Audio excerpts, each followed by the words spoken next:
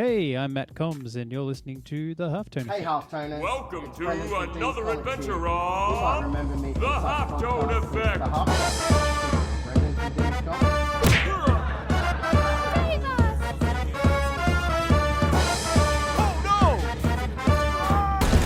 Well, I'm here to tell you, at Dean's Comics, we love comics. We really love Hey everyone, comics. welcome back to the Halftone Effect. I'm your host, love comics. Kieran Jack. Tonight We're I'm proud to be joined a by a comic very shop special that's all guest about and a good comics friend of and mine, stories. Matt Combs. Matt, thank you for joining in We tonight. have a great thanks for range having of me, man. collectibles, It's great to merchandise, finally and get you on the things, podcast. I know we've but the talked thing about it we a love couple of the most times is sharing and stories finally with got the around to it. comic-loving But yeah, community. all it took was the world to Things are stop. nice, of course, and but it's the stories that and we're bring here. us together. It's great to be Pop back into D's on next doing time the you're in podcast Canberra again. and share some I get to do stories. so few of them Check out now, our but it's good to be website able to or have social media by the searching guys Dean's that we hang Comics out at Canberra. cons We look and forward to hearing from you yeah, soon. kind of like Thanks, this is the guys. only way we really get to talk to each other other than social media now. I had Rui on a couple of weeks ago, and past I've had Jackson and Porto, Austin, Mark, and I'm hopefully getting around to have everyone on. But it's good to have you on tonight, mate. Thanks for coming on. Yeah, well, it's an honour to be here, man.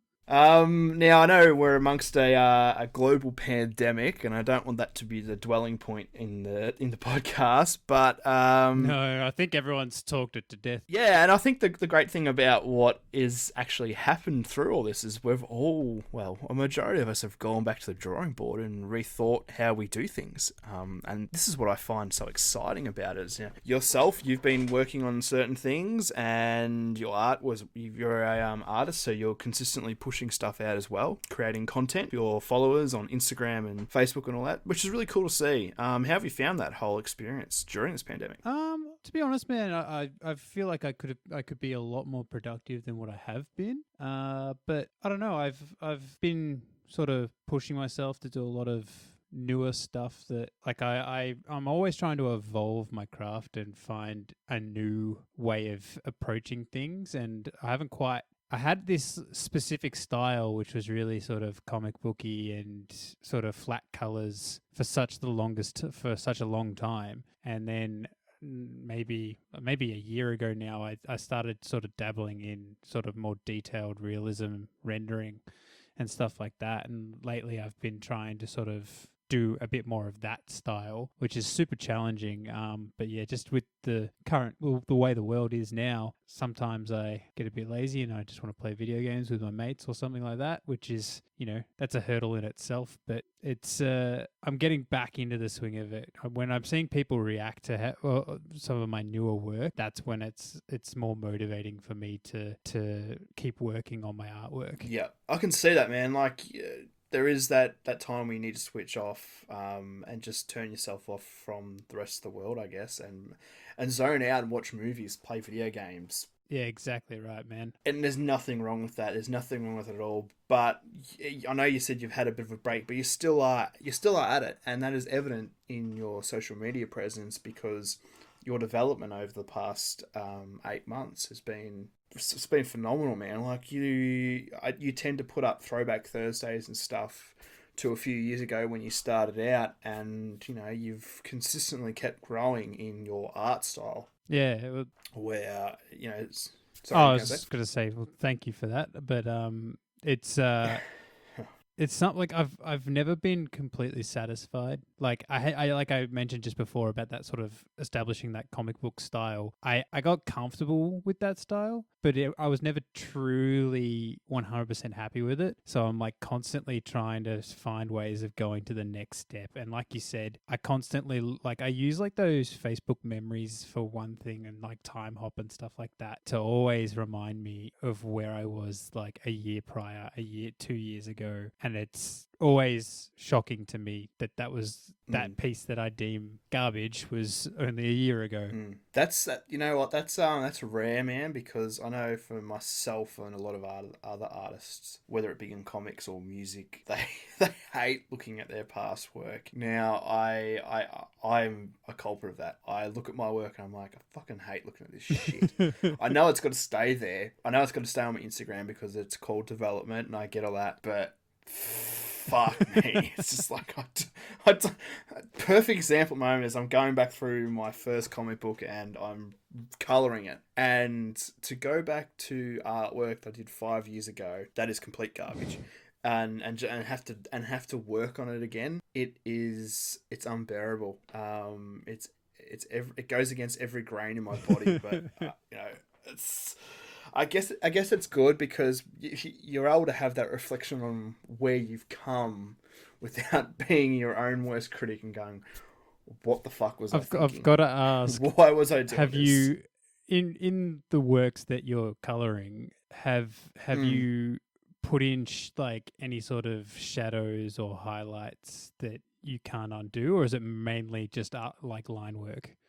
So the funny thing about that, and that's a good question because I'm supposed to be interviewing you, Matt. It's not the other way around. Funny thing about it is that when I first started doing this, because my background was graphic design, I was going through and vectorizing all my art pages. Yep. So there's a lot of errors in those first 2 issues that I did. And so I have to go back through and I have to practically draw them like to the exact same way as they are on the page. So I'm basically tracing over my artwork, which is, it makes me want to be sick. But a couple of good friends have said, don't, like, if you've got to do that, that's fine, but don't touch the artwork because it's a point in time that it's going to always be remembered for where you started. And the people who read that story, they've kind of like they've got that knowledge of that's where you started and here's where you are now. Yeah. And it's a moment in time. The biggest advocate is Brendan from D's Comics. He's like, just please don't fucking touch the art. He's always like, he said it to me a few times now. He's like, dude, don't do it. Because I said it, I'm like, I'm going to go back and fucking redraw issue 1 because it's garbage. And he's like, don't do it. He goes, don't do it because it's that point in time that's where you decide to start. Yeah. And he goes, you go back and do that, you're going to ruin that whole adventure that the person who may be following your artwork as you continually grow gets to experience that. I'm like, yeah, but I'm the one that's got to fucking live with it. That's the problem. So, look, man, I give it to you to be able to do that and to be able to post your artwork up after you've put it out into the world and bring it back again a couple of years later or a year later. It's gutsy, man. It's gutsy. So yeah, it's cool. It's cool you can do that. I really take my hat off to you for doing that. But I can't do that. Well, one of the most enjoyable things I've found with that is to actually take on the challenge of going, I'm going to redraw that and I'm going to make it look 1,000,000 times better. And then I'm going to use that and go, hey, look, this is what I did this year. This is what I've done this year. Yeah, that's funny because I've actually done that recently, and even that in itself I found cringeworthy for me to do it. I was like, oh, I've already drawn this character. I don't want to draw it again. And I'm like, I've done it, and it's kind of like there, and you're like, oh, okay, that's not so bad. But yeah, man, and you do that quite often, which is really cool. That progress shot side by side, or swipe left to bring up the next one. It is cool to see, especially when it's your people and they're your mates, and you can see that they're making their progress, and the next step that you've taken in, I guess more the rendering style of what you've done more recently is it's proof in the pudding. Your style is developing, which is really cool. Now, we're going to wind the clock back a little bit because I like to do this in most of the episodes we have, but we're going to talk about where it started for you because your artwork is very comic book influenced. Like you're saying before that, your style when you started was the comic book illustrations, but like you've developed the skill now. But where did it start for you, like as a kid, reading comics and just getting involved in this crazy world of pop culture? Well, I guess when I was younger, I was always sort of interested in the art side of things. Surprisingly, didn't really read that many comics when I was a kid. The only comics I ever really had was like a few X-Men comics and some of the classic Phantoms that you would get in your show bags and things like that. Yep. Yeah, I mean, I always did design like that.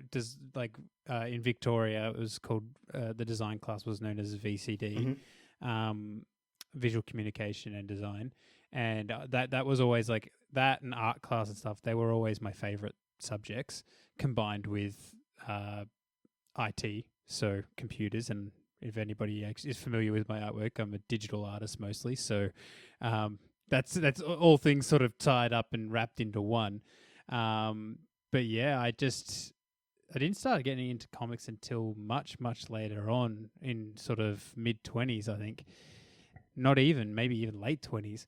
But yeah, I only really started getting really, really heavily into the drawing side of things was when I just did, and I've told this story a few times now, so if anybody's heard this story, I apologize for repeating myself continuously. But I started doing a couple of simple like vector drawings with I didn't even have a Wacom tablet or Wacom, however you want to pronounce It's Wacom. We're Australian. It's Wacom.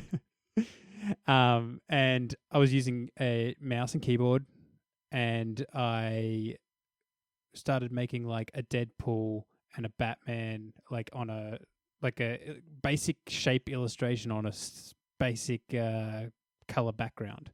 Like, so the Deadpool background was red and it would just be like the Deadpool eyes, or it was like Batman, it was a black background, and then Batman's sort of, got a tiny highlight behind him, and just really blending the characters in the background. And I got some really, really kind words from my cousin one day saying that he thinks that it's really cool. He thinks I'm onto something with that, and encouraged me to continue. Now, I've mentioned this stuff to my cousin in more recent times, and he's like, man, I had no idea that this was going to send you down this path. I just thought it was cool, and that's all I thought. But those words really resonated with me, and it encouraged me to keep doing that. I even entered my first 2 cons selling my artwork that was never drawn with a pen. All my artwork was drawn with a mouse and keyboard in Illustrator. And, at that point, I started getting more interested in comics. I went down to the local comic store, had just opened up down the road from my house. I went down there and I just went, hey, I'm interested in some comic books for like art reference and stuff like that. I was getting the comic books for art purposes, not for the stories. And I just went, it may as well be a good story whilst I'm at it. And then I got introduced to all these different comic books, and I was like hooked at that point. Started going and reading all these different comic books, and also treating them as influencing me as to go. Like, a huge influence for me was Saga and Fiona Staples' work, and that was that's probably a bit evident in some of my older work.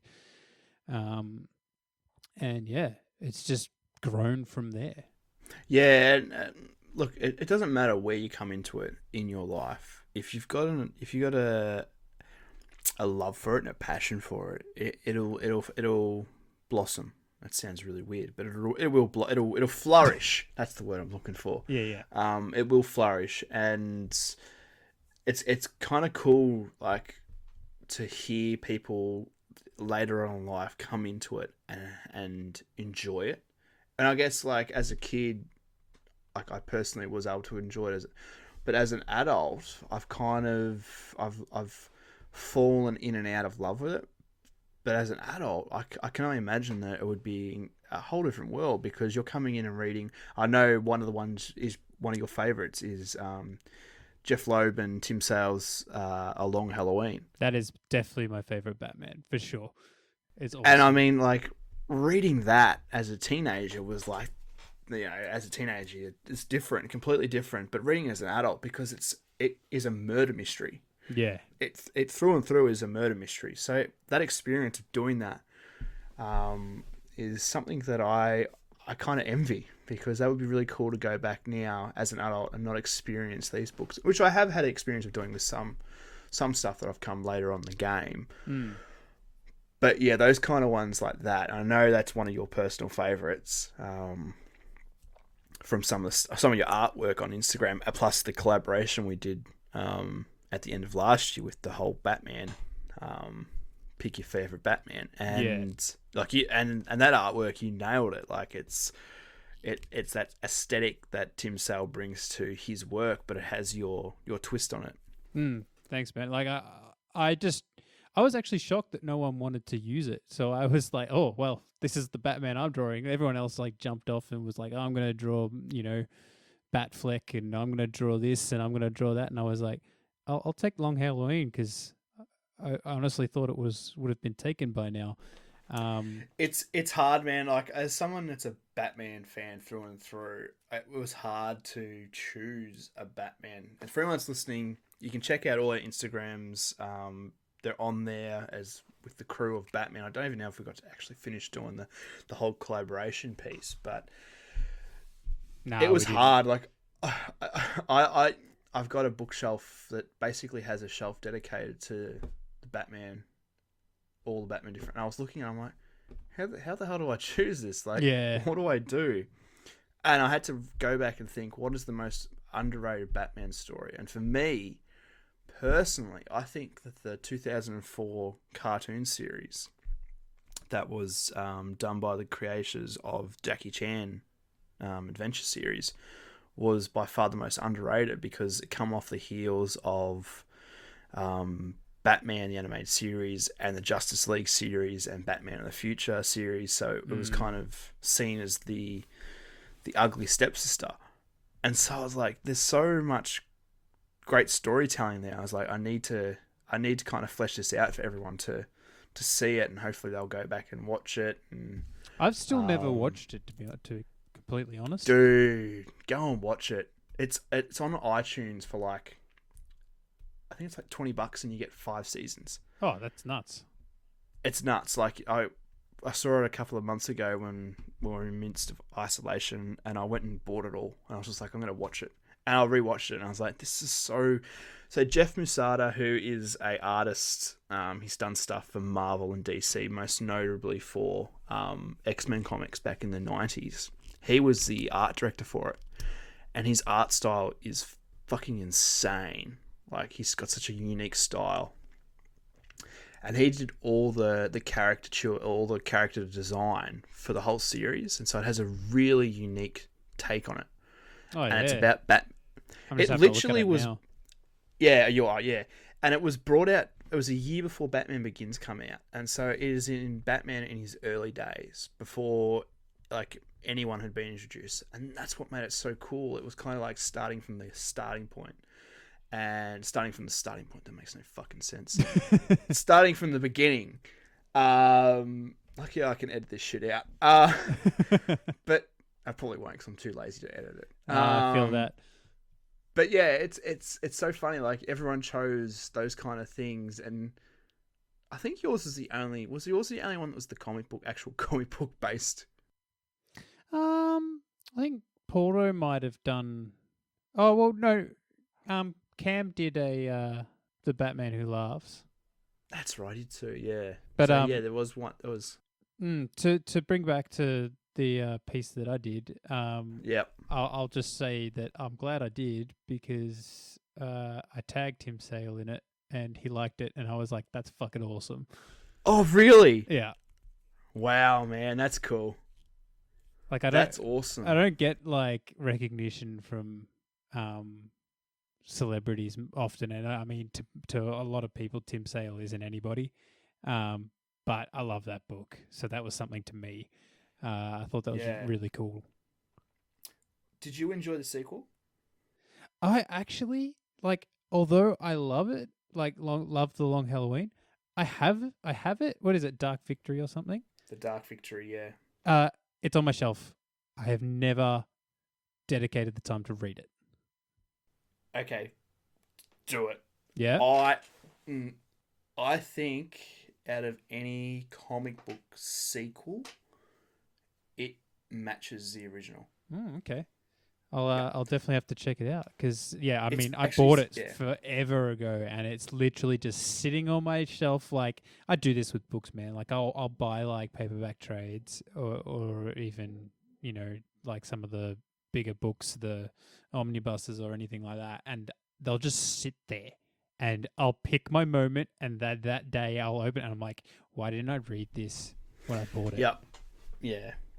It's funny because I'm the same. I do mine. I still get floppies, and I've got a stack of them I'm looking at right now, and I'm like, I really need to start reading these. And they keep, every month I have a pull list from a local comic book store, and it just keeps growing. Oh man, I dropped my pull list down to 2 books because I wasn't reading them, and I was like, this is silly. I need to stop. Like, I like that I have them, but I also like just picking up a trade and just smashing through it. So I've limited myself to two current runs at the moment, and then that's it. But that's cool. You're definitely still supporting the industry, and that's what's important, especially at the moment. Yeah, I'll still buy trades, and I much prefer reading a hard copy than reading it like on a tablet or the computer as well. Yeah, although it depends on how many times, granted, that you read The Long Halloween, man, because I've had mine since 2005, and last year it fell apart on me. So it's lasted me nearly 15 years, and it literally, the pages all fell apart as I was reading it. I think I got to the midway section where was it Batman hunts down Scarecrow, and it literally just dropped out of my hands, and like each page fell apart, and I was like, okay, cool, that's it, it's done. Well, that's just a sign of a much loved book, though. Well, yeah, there's that too. I'm going to paper mache it onto something now. I don't know what I'll do. That'll be awesome. Yeah, man, like it's that actually, that's a really good duo of creators. They've done a stint of Marvel stuff as well. And they've done a few Superman titles. And Loeb and Sale, I don't know what it is, but they go hand in hand. It's kind of like the Scott Snyder and Greg Capullo team up at the moment. Like, they're just smashing it out of the park. I guess it's same again with Claremont and Miller. I reckon every 10 to 15 years, there's just a duo of creators that come out, and they work so well together. You know what duo I love is Ed Brubaker and Sean Phillips. Yes, now they've got a new one out at the moment, don't they? There's a new Western-styled one. Trying to remind myself about which ones it could be, because I've read The Fade Out and Kill or Be Killed in most recent times, and my God, it's just beautiful storytelling and beautiful artwork. Okay, there's a new one out called Pulp. Pulp, it's called. I don't even think I've heard of that one. I think it came out last week. All right, so it's real fresh. But it's in trade format, like straight to trade. Oh, okay. So yeah, Sean Phillips and Ed Brubaker. Winding back to Tim Sale and Loeb, have you read their Spider-Man Blue? No, I haven't actually. Okay, get on to what they've done. Like, back, it was early 2000s. They did Spider-Man Blue, Hulk Grey, Daredevil Yellow, and they're just knockout stories. It's really time set, I guess you'd put it. Like, it's set in a certain period of time where, you know, for Spider-Man, it's the early days of high school. And then Hulk, it's the time period where he's being hunted by General Ross. And then Daredevil is in the midst of his career as a glorified lawyer. And it's got like appearances by the Fantastic Four wanting to be lawyered by Matt Murdock. And yeah, really good stuff, man. I would highly recommend those three. I think recently did also Captain America White. And that was released, there was a single issue released back in 2008.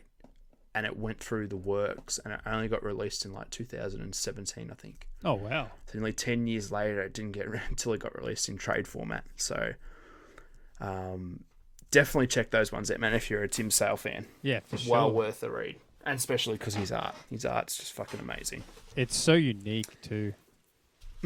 Yeah. It's kind of like Darwin Cook style. Like it's got like almost like a pulp noir feel about it.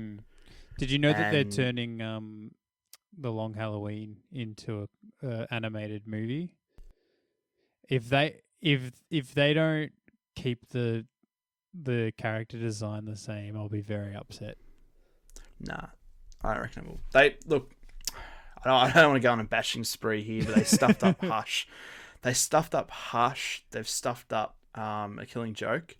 They've stuffed up Gotham by Gaslight. I don't have much hope from making a Long Halloween any better than what it was and could be, because I don't even think they can match it, to be honest, unless they go never and say beats the books. unless they say, Tim Sale, you can draw it all, which I highly doubt will happen. No, it's I don't watch those anymore. I don't. The Hush was probably the last straw for me. I was just like, nah, I'm done, because I loved Hush. I didn't even watch it, to be honest. I'm not a huge fan of the Hush book, but I didn't have the drive to go watch the animated version. It's funny because the story behind Hush for me is how I got back into comics. Oh, right. Because I've said it before on the podcast, I actually left comic books after Batman and Robin, the film. I stopped reading them. It was just like, I just put the comics down. I was like, you know what? That's enough. I'm good. And I walked away from it. And when Hush started, it was being, praised. So I think I got the first issue, and that was it. And I was hooked. But I didn't get it for a few more years later down the track. And my girlfriend, she bought it for me, the trade, when she was overseas, and sent it over to me. She's like, because I'm not here, read this. And I read it, and I was like, I'm back. I'm back 110%. And that's basically from there. It went nuts. So it's funny because a few of the guys that aren't huge fans of Hush, I actually compare. I put Hush against A Long Halloween for the way that it's structured in its meshing of all the villains and how well it's all intricately, kind of like a webbing almost. It's well done. Yeah. And I think those two books will highly influence where the new film comes from. Yeah, they've been saying that, especially with Long Halloween. They've been saying that for ages now, saying that it's going to influence, it's drawing source material from that. And I feel as though it needs to have that kind of notoriety because it is a phenomenal graphic novel, story-wise, art-wise. And I think Dark Victory, that had a big influence on the Dark Knight film. From memory, Christian Bale always talks about it's one of his favourite graphic novels, and you go back and you read the Dark Victory, and it does have very similar aspects to what the Dark Knight did. Yeah, right. I'll have to. So there's another reason for you to read it. Definitely. Yeah, for sure. But let's jump off the whole Batman thing. Yeah, for sure. We're not here to talk about Batman. We're here to talk about you. And I was going to talk about the convention circuit. Because for you, you and me basically started around the same time doing conventions. It was around 2016, 17. Yeah. I'm going to say. Yeah, about that. Yeah. So we've come up together. How have you found that whole experience of putting yourself out there amongst the audience at conventions? Oh man, it's cons are they're such a weird thing. You can have great experiences, and then you can have like dismal experiences. I for one have never ventured out of the Shire. I have only done Melbourne cons. And I was quite optimistic that this year would be the year that would convince me to go interstate next year.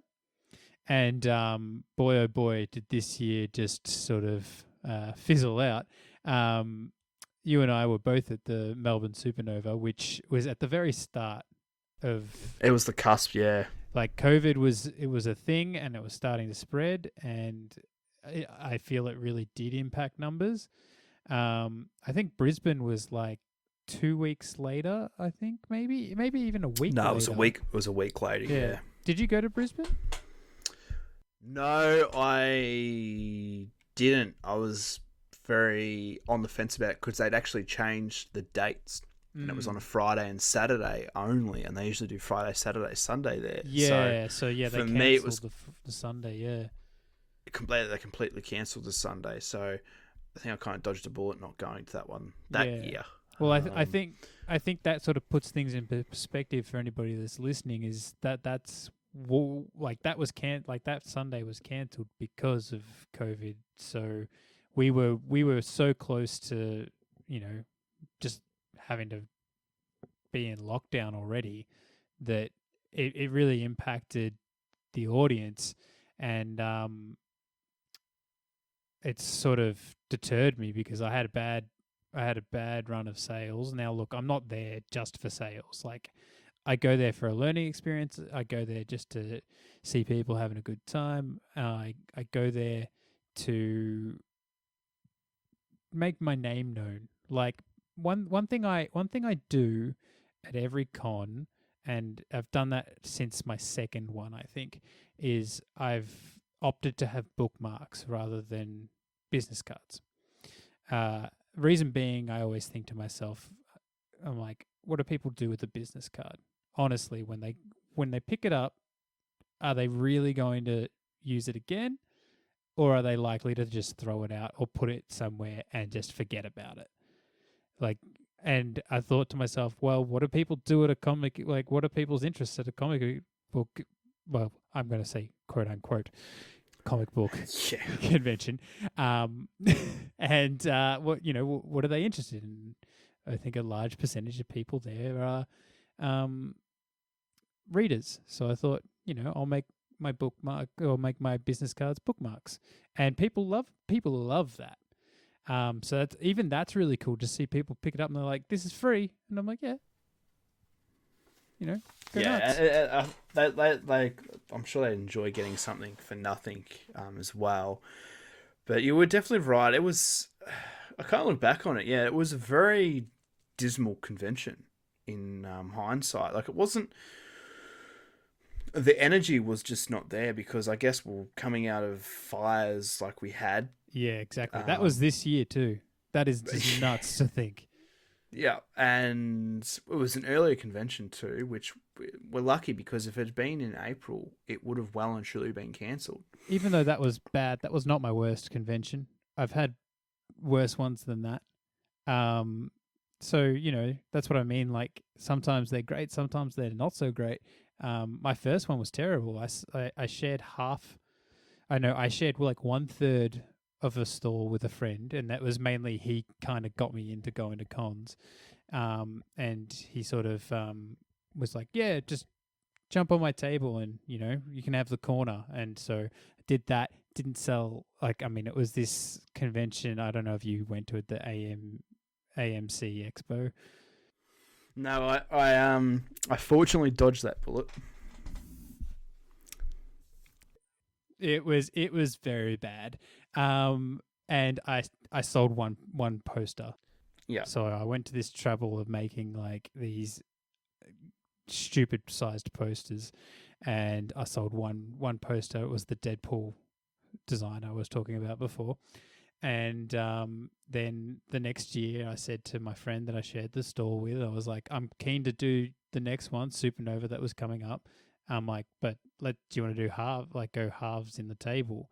And I did that, sold my artwork, and it was all my artwork that was still with mouse and keyboard, as I mentioned earlier.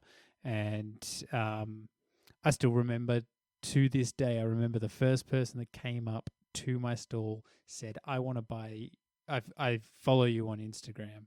I want to buy your stuff. And I was like, that's nuts. Like, it blew my mind. And I remember the person, like, I follow that person on Instagram. I know who they are. I've even thrown work their way in recent times and been like, because that she does like animation and stuff like that.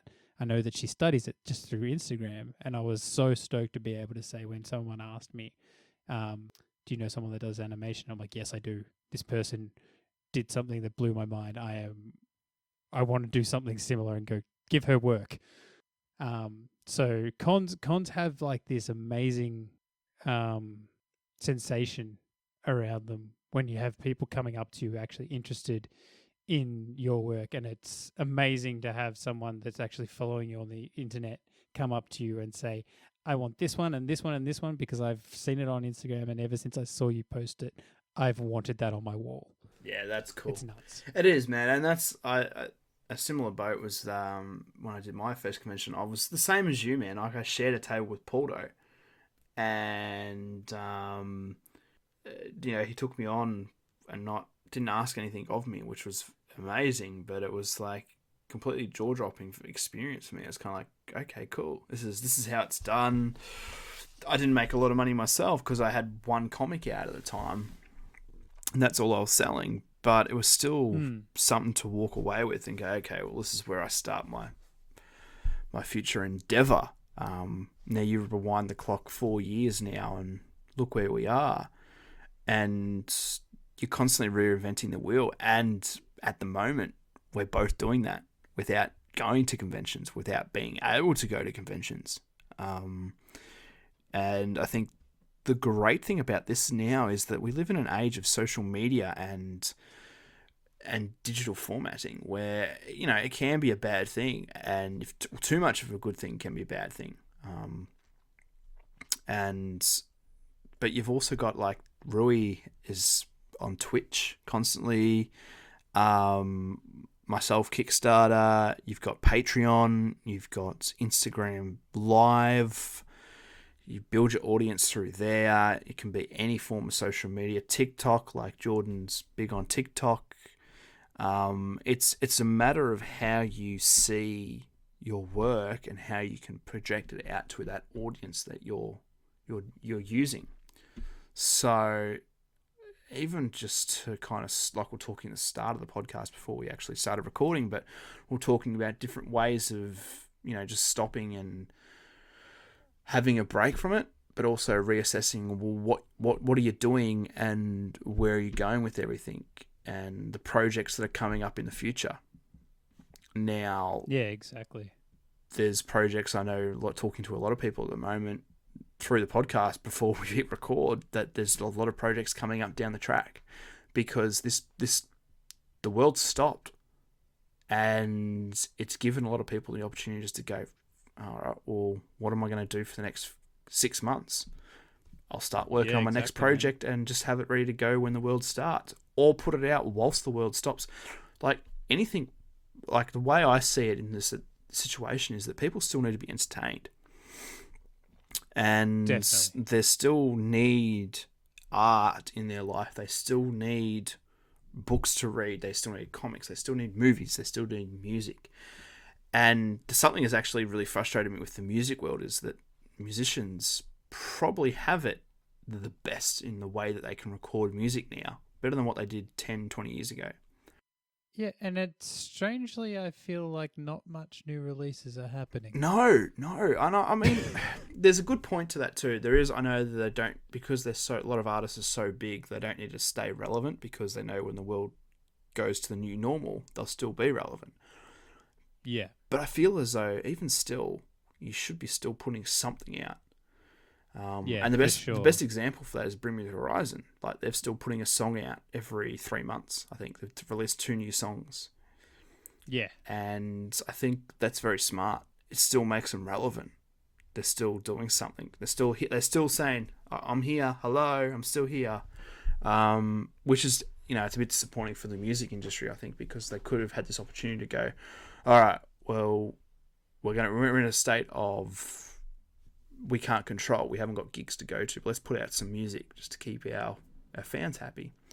And same goes for the arts industry too. It's the perfect opportunity to pump stuff out or get stuff ready for the next friend the other side of this, whenever that is. I don't want to throw him under the bus without his permission, but he was actually saying to me that he although now's the perfect time to be releasing stuff, he does feel unmotivated because he thrives off what's topical, and he does artwork typically based on that, and he's had a really hard time pumping out content because nothing's topical at the moment. I'm guilty of going against the grain, and most of the time I'm doing artwork that's not necessarily topical, and that's just because I like to draw what I like and not what other people like, and I try not to worry about the numbers. But my Instagram account's very different to this other person's Instagram account. Yeah. True. Yeah, I know who you're talking about. Yeah, I know who you're talking about. Yeah, yeah. Yeah, that's completely understandable. It's and I think that falls into the same category as staying Exactly right. relevant. Like they've already got the following. It doesn't mean they have to put content out like you or me have to. Like we're still growing. Um, I'm Yeah. not the big leagues of comics, so I don't have that accreditation to be able to say, oh, I'm just going to wait until the shit blows over and start back up.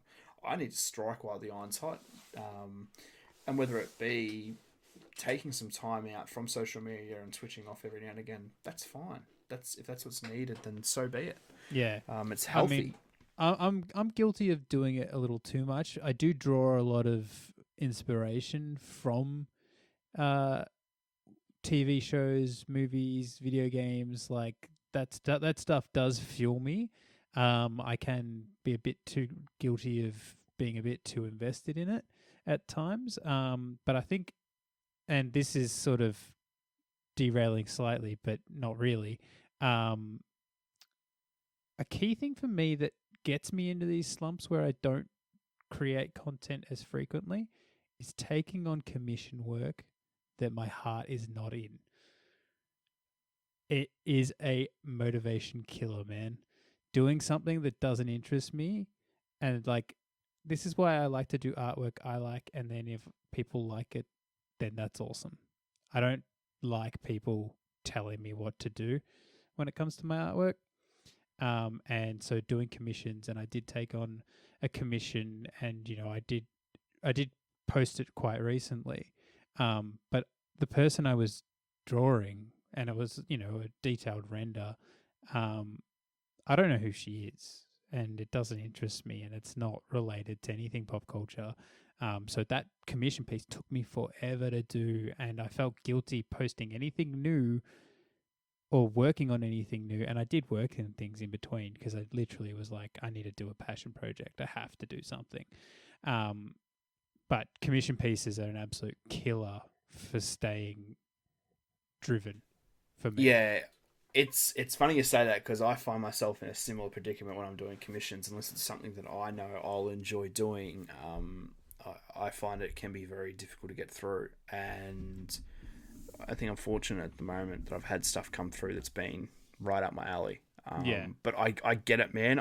There's definitely times where you get stuff and like, this is going to be a grind. Yeah. And to put your own twist on it as well, it's like you've really got to think about it. Yeah, it's hard, man. Without going too deep into it, it can be difficult. The drive to get it out there and get it, and I think that's a good point because what I have found through this, I'm not doing conventions, is my fan art has kind of fallen by the wayside with my creativity. It's more about creating my own stuff, and that's where my future lies. And I think what that's doing for you is it's kind of showing you that path of where you're going to be going. And you're saying that our mutual friend, it's about what's relevant, whereas you're playing your own game, and that in itself is steps towards the future of what will hopefully concrete what you're doing, because it's not about what everyone else wants; it's about what you're doing. Well, at this stage, I'm treating most of the fan art, which don't get me wrong, I'm still doing a lot of that, more so than anything else. But it's more like my progression. It's like my learning steps. I'm teaching myself how to render better. I'm teaching myself about better blending techniques and better skin tones and adding detail into pores and stuff. Like, a few weeks back, it was actually maybe a month and a half ago now, Rui and I did a collab piece, and that piece was so much fun to do. And it was an original drawing. Dude, and it shows. Huh. And you killed it, man. Like you guys working together on that was absolutely amazing. Like, for anyone that hasn't seen it, jump onto Matt's Instagram and check it out. It's an upcoming project from Rui, but you collaborated together on basically the poster for it. Yeah, well, I mean, the thing is Rui. He contacted me and was like, he was liking the rendering and stuff that I was doing lately, and he just asked me, he's like, "Would you like to work together on a piece?" And I was like, "Yeah, man, for sure." Like, and he's like, "Yeah, I've got an idea. I'm gonna sketch it out, and then I'll send it to you." And he's like, and then he just said literally, he just said, "Fuck the rules." Sorry, am I allowed to swear on this? Yeah, I've Okay. been swearing on this. It fluctuates. Yeah. It fluctuates. Sorry, I should have checked that before I said it, but That's cool, man. yeah, he was like, "Fuck the rules. When I give it to you, do your thing." He's like, and he said the one thing he wanted me to do was follow the color scheme that he did, which was it's basically a man smoking a cigarette, and he was all red, and the background was like aqua color, and that's all he said to me, and he left it with me, and I went and took his drawing and just did my typical render with it and added, some texture to the background and some layering of some like images in the background and stuff like that, and twisted some things. And he was actually quite shocked at first when I sent it to him, because he didn't think I was going to keep the line work. He thought I was going to literally redo what he did. Yeah. And I was like, "Nah, man. It's like, this is your artwork too. Like, I'm a keep." And he's like, "I would have done the lines better." That's what his response to me was. It's a long answer, but I mean, that there is. I love that. Like, that came off the back, I think, when he done my artwork, and the process of watching him collaborate with me, and now to hear you say that, like, that's cool. Like, I find that really interesting, that it's kind of like we're starting to bounce off each other. Oh, for sure, man. And I love that. I really do love that. That actually makes me really happy to hear that, because it's the whole point of this, what we do. And I'm finding myself changing how everything is done, and I think you kind of need to take yourself out of the situation. And what Rui said to you is basically what I said to Rui. I said to him, literally, "Here's my idea." I had nothing drawn out for him. I'm like, "This is what I want you to do, and this is how it should look," like a rough estimate of what I was looking for. And he literally came back with exactly what I had pitched in my mind, which was the pin-up for In Purgatory. And to hear you say that now, it kind of feels like he's come to you and done a very similar thing. I think that's really cool. Not to take credit from what he's done, because the pin-up that you both have worked on for the film is phenomenal, and that's so cool to hear that. I'm really chuffed to hear that. Now. I'm not even sure if it's actually for a film, or did he say that, or I don't. Well, he's working. I know he's working on a short film, and I do remember seeing a few promo shots he'd taken like that. So if it was, that wasn't communicated to me. It was just literally just here's what I got. It looks very Although I might be just jumping to conclusions there, but it did look very similar to what he'd been shooting. Yeah. Maybe a few I'm months not ago. sure, So. but I like, just to not to stick on this topic for too much longer, but when he said that, he's like, "Oh, I thought you would have taken out his line work." I was like, "Well, I want it to be yours too." Like yes, he did create the composition and everything, but I was like, I want your artwork showing in the piece as well. Like, it's a collaboration, so I wanted it to be not just me redoing something he did. Yep. Yeah. No, it's definitely a smart move, man. It's great to see it. It's great to see us all kind of collaborating together. It was good bit of fun too, and we've both agreed we want to do it again. And I've actually had another artist who follows my account, and literally, like, he posted something, and I commented on it or whatever, and he was like, "Thanks so much." He's like, and his response was, "I'd love to collaborate with you sometime." And it was, I think, literally came from this. Yeah, that's cool, man. It was really cool. Yeah, I'm as I grow in this industry, I I've been fortunate enough to work with a couple of other creators, and it's an absolute buzz when you get to collaborate on another project, to kind of have your name with it.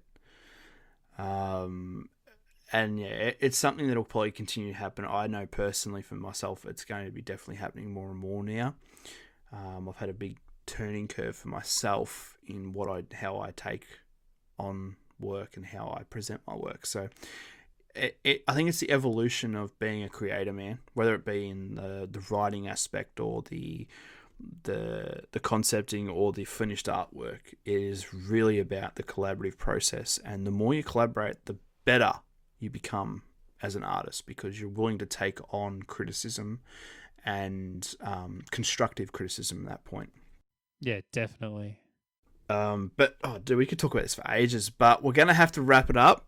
But it's been an absolute pleasure talking to you, Matt, on the Halftone Effect. Finally getting you on the podcast. I know I talk about it a lot on this podcast about getting these people on. But yeah, it's really good to chat not only with a creator but with a mate, and that, you know, that's cool. That's what it is partially about. Is about going out there and making friends and eventually collaborating with people. Matt, for anyone that's listening, could you tell them where they could find your groovy artwork on? For sure. Probably the best place to look would be just my Instagram account, which is just Matt Combs. Awesome. There you go, guys. Go and check out Matt's work. He is killing it at the moment. And be sure to check him out at a convention when we return to the new normal.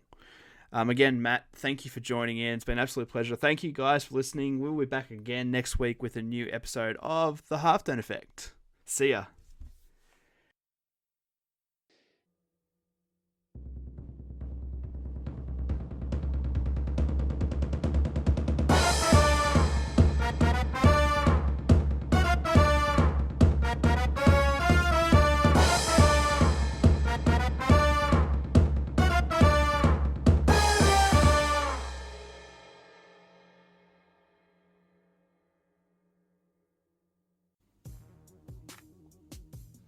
Hey Halftoners, it's Brendan from D's Comics here. You might remember me from such podcasts as The Halftone Effect, featuring Brendan from D's Comics. No,